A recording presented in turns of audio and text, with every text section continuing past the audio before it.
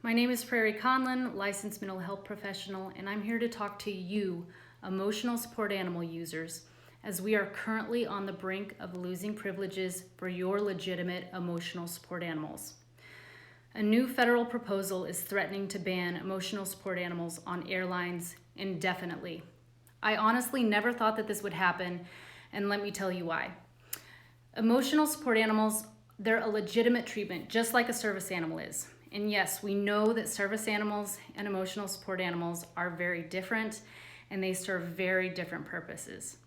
But how can they say that someone with a physical disability or certain mental disabilities like PTSD can have a service dog when they have a legitimate need for them, but someone who has been diagnosed by a clinician with a mental health disorder and has a legitimate need for them cannot have their animal with them anymore? This is what we call textbook discrimination. To put it more simply, the airlines are saying that if you have a physical or medical disability, you can have an assistance animal. But if you have a mental disability, you can't. Tell me how that isn't discrimination. This federal proposal is threatening your rights to an emotional support animal as part of your clinical treatment plan. Why are they doing this? I'll tell you why. They are focusing on the minuscule percentage of ridiculous so-called emotional support animals in the media that people have paraded through the airport and made a mockery of your legitimate need for an emotional support animal. If they want to put a stop to this insanity, they should attack the companies that try to imitate authentic telehealth companies like Certipet and BetterHelp and Talkspace, to name a few. Attacking the person and taking away their rights because of the greediness of these disgusting companies that are certifying fear and beehives and coyotes as support animals is appalling. Basically, the airlines are punishing the person, not the dishonest companies that have created the problem. And Certipet continues to be grouped in this category of rubber stamp, paper mill companies when we have time and time again explained that we are a telehealth company that provides referrals to therapists and their private practices. We at Certipet think that all of these companies need to be vetted. Punish the unlawful companies, not the person. The airlines are completely misdirected in their effort to reduce the fraud they're encountering. And as anyone with a legitimate emotional support animal knows, things have changed drastically since the day of the peacock. You can't even just obtain an emotional support animal letter from your clinician anymore, a legitimate one, and stroll into the airport. You will be turned away. You have to notify the airline well in advance. You have to complete any additional paperwork, which often includes veterinarian paperwork on the airline letterhead, so you usually have to make a trip to the vet. An additional signed document by your clinician is often used on their forms only, so another appointment with the clinician usually has to take place, among other things. Things have changed, yet we still hear about these outrageous exotic animals and aggressive animals like it's all happening today. Again, those days are over, and they only represented a minuscule percentage of emotional support animals in the airport. But the airlines are looking to punish you for that singular peacock that rode through the airport on a baggage cart 2 years ago, or the one out of thousands where an animal is aggressive or an animal has an accident. Things have changed drastically since then, but that seems to be the airline's Hail Mary in claiming you cannot have an emotional support animal anymore. So what do we do about this? Is there anything that we can do? And the answer is yes. Together we can solve this problem. We all need to go to regulations.gov. I'll leave the link in the comments below, and we need to leave as many comments as we can.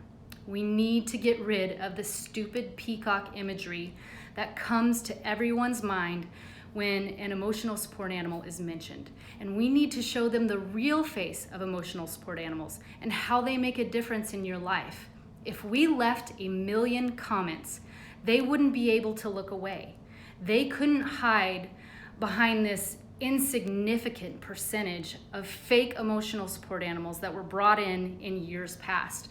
They couldn't use that as an excuse to take away your privileges anymore.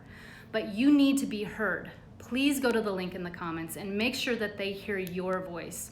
We need to act now before they take away your right to a clinical treatment plan your way. You might be wondering, what is our stance on this proposal? What is the solution in place of this complete outlawing of emotional support animals that we propose? So we at CertaPet, we do believe in greater regulation to prevent the fraud and incidents of the bizarre or aggressive animals. And here's what we propose. We think that these so-called online telehealth companies trying to mimic CertaPet, they need to be vetted for their process. They need to be regulated so we don't have things like beer and peacocks being certified as emotional support animals. All companies, including us. So we're not trying to move the spotlight away from us. We're more than happy to share our process in providing telehealth services. So again, the companies need to be regulated, not the people. Stop punishing the people for the mistakes made by these big companies. We also believe that emotional support animals should be limited to cats, dogs, and rabbits due to ability to be domesticated, trainability, zoning issues, and public health and safety, period. We don't deny that your animal may be helping you, but there has to be limits, and these are the limits that we enforce within our own company.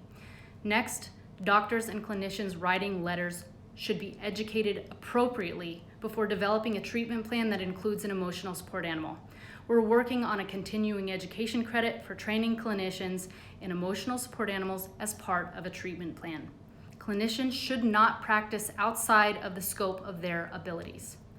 Lastly, we need clear-cut regulations stating basic training requirements for ESAs. Obviously, it won't be as intensive or expensive as obtaining service dog status, but animals should be required to behave with some basic training. And if any animal is ever acting out aggressively, they will immediately lose their support animal status. These are reasonable suggestions that should be, at a minimum, looked into by the airlines before they're eliminating emotional support animals altogether. The airlines have a responsibility to all passengers, including those with mental disabilities. Taking a drastic step like forever banishing emotional support animals before further investigating these types of reasonable suggestions would be a failure on the part of the airlines altogether. And I think it's safe to say that the airlines owe you at least that much. But you do have to act now. Taking 5 minutes to voice your concerns can and will make a difference. So the power to make a difference, it's in your hands. Just go to the site right now and take a minute. Thanks.